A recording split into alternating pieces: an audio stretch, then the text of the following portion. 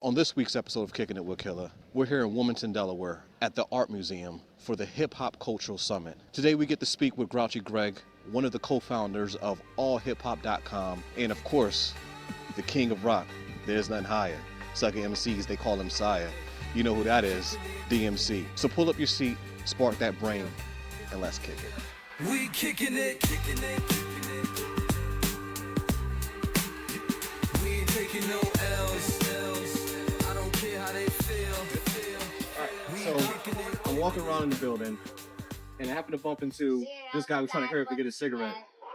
Jay Licks. He ain't lying. He ain't lying. So what do you got going on? What's going on with you? Man, working on Child Time.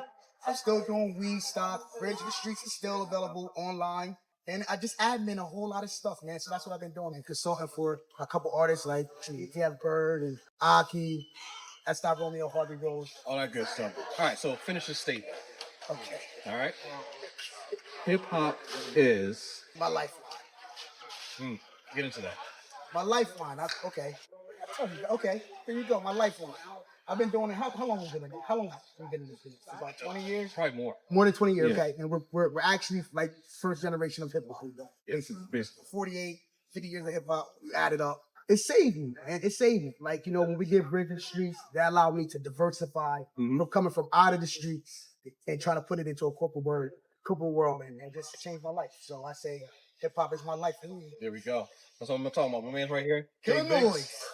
We're about to go back in there and see what else is going on. Yeah, pay attention.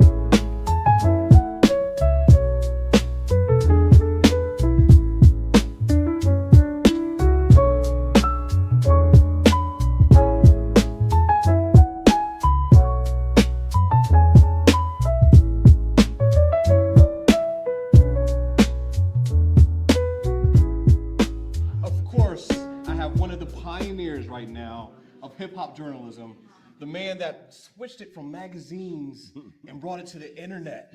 My man, Grouchy Greg. What's going on with you, How brother? you doing, bro? I'm How you doing doing? good. I'm doing good. So I know we're limited on time. I know things is going crazy right now. yeah. But let's just bring it back a little bit. Okay. What inspired you to get allhiphop.com started? I've always been into hip hop culture. Here in Delaware, we were very influenced by the records that were coming out of New York through a Philadelphia record label, Pop Art. Pop Art put out all the records from the artists from Queens, the Juice Crew. Yes, yes. Shan, Roxanne Shante, Bismarck. And so those records were very influential. I first started listening to them in like '84. There was a record store up the street, which is actually upstairs vending and selling vinyl now, Wonderland, and I started buying records. Wonderland, and yes. then in Philly, here in Delaware, we catch the airwaves. So Lady B had a show on every Sunday from 12 to 4 called Street Beat. So we would be glued to the radio every Sunday. And then, of course, in all of this, as all this is happening, you have a TV show that came out on ABC called The Pilot. And it was about a breakdancer, a girl who was getting bullied at school. But then after school, this mysterious person came out, started breakdancing and doing all these crazy moves. Come to find out it was the girl getting bullied, Right. but she would dress up as the pilot. Yes. And then Beat Street Yep. came out. So all this Classic. happened in like '84, Right. and it was just a wrap from there. So as I went through my life, I knew I wanted to do hip hop for a living. So I went to school for music business. I started my own little record label. The record label didn't work out. I registered allhiphop.com in late '95, early '96. I realized there was an opportunity to create basically an online magazine. There was no daily news. There was no daily rumor. Like none of that was happening on a daily basis. It was either monthly or weekly. The magazines were still popping. My partner in all hip hop, Chuck Jigsaw Creekmer, majored in journalism at the University of Delaware. He was already getting interviews with famous rappers because he wanted to be a journalist. And he had a platform that he was trying to launch as well. And we just put it together because we went to high school together. That was probably late or early '98, and it just took off. Short form, real quick. We got everything started. What was that story? Because y'all broke a lot of different stories, right? A lot of different interviews that was broken out there. What was that one story that was like, all right, this is defining what we're doing right here. This is it. I mean, there was a lot, but I would say for me, from the stories that I've written, the man who shot Tupac at the Quad admitted, and we did a lot of research on who actually shot Pac at the quad and the backstory. So it wasn't just a random person calling, but this person wanted to go on record because the statute of limitations had passed for him being able to be charged with a crime, and he was in jail for life for murder anyway. Yes. And he wanted to admit to doing it, apologize for setting off the incident that triggered the East Coast West Coast War, and apologize to Pac and Big's mom while they were both still alive. And he did that on record. And I mean, the story did like 1 million views in 15 minutes. Beautiful. You know, that was the biggest story, and to me, one of the most meaningful stories, because the mothers got an apology. Whether they accepted it or not, I don't know. So, brings us to today, Hip Hop Cultural Summit. Big thing going on, the third year right now. Such a beautiful thing. I must say that I went there and you introduced me a lot of Delaware knowledge that I had no idea. Oh, right? Nice. I mean, granted, I'm an implant, so I moved here. Okay. But still, I'm a frivolous Delawarean now. I've been here for 20 years now. You know what I'm saying? So, right. You're not an implant. I want to thank you for what you got going on. Thank you. I know we got people in the background. They're like, hurry up, we need to get you, right? So all good. let's get right to that. We definitely got to get you on the show sometime. Okay. For a longer interview, sit down and kind of talk and everything, anytime you'll have me, I would love to come run my guns. I would love it. I would love it, right? Thank you very much. For coming on. Thank you. And I just want to thank you for supporting and coming to the event. Every single person that comes and supports this event matters to us. Every single person. So next year, the 4th anniversary, bring as many people as you can. Oh, it definitely will. All definitely right. will. Thank you. AllHipHop.com. It's your boy DJ Killa Noise, Kicking It With Killa. We're out of here.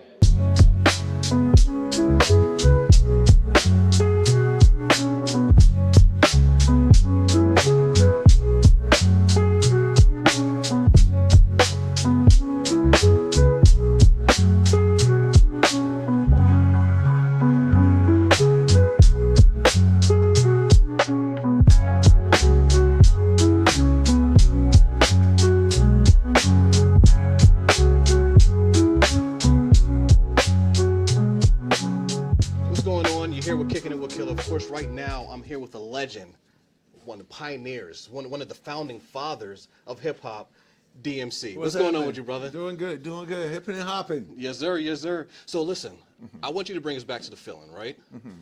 DMC, Queens, New York. DMC is just coming out, Run-DMC is just coming out. What was the whole feeling? What was the vibe at that time? I mean, the whole vibe was just to be part of the culture. Right. The only destination was to get Red Alert, Chuck Chill Out, Mr. Magic, Supreme Team, Awesome 2, just to name a few, to play your record. Right. If that happened, you made it. Right. All the other stuff that happened after that was just part of the journey. Yes. But the main destination was just to do hip-hop, the DJ, MC, breakdance, beatbox, or do graffiti, and have somebody go, yo, that's cool. Right. That was the reward. So you were able to combine rock and rap, right? We was the first to do it on record. On record, okay. The DJs, if you would have, before Rappers Delight, if you would have went to park party, block party, house party, and the DJ was spinning, right, he was spinning rock records too. People don't know that. So I was just talking about that, right? So back in the days in New York, typically you would DJ and you would play anything that would just get the people. You play moving, disco, right? funk, you could whatever, everything. Jazz, exactly, Bob all James, open, it's open format, right? Yeah. So a you lot was of people a crate digger, and you looked for music that would keep the people exactly. The term B-boy came from break boys. The DJs would play the records, and there were certain parts of the records where the breakers would go hit the floor, the B-boys, during the breaks. Kool Herc is instrumental because he kept noticing, all the DJs noticed that, but they didn't have enough. Kool Herc said, let me keep the break going so they could keep breaking. There you go, yeah. So, like at a disco, the break would come, the B-boys would come and do whatever, and then when the break stopped, they would go back to the wall. Right. Herc said, you know what, let me keep the beat going. And that's how that came about. I love it. So I know you have a lot of interviews coming up right now, so I'm going to make sure we make this quick. But what I want to do is have you finish this sentence for me, right? Okay. Hip-hop is... a way of life. Hip-hop is a way... Let's break that down. Yeah, it has nothing to do... The music, hip-hop, the rapping thing, that's the music of hip-hop. Right. The graffiti is the art of hip-hop. The beatbox is an aspect of hip hop. Right. So, hip hop is a way of life. It's how you artistically, educationally, spiritually, emotionally, creatively, and personally present yourself. Yes. It's a way of life to present who you are. Like hip hop is so, the rappers is cool and the music is cool. Hip hop is so powerful that you don't even got to say one word. You can just walk in the room and go, and when people look at you, you just do this. Right, right.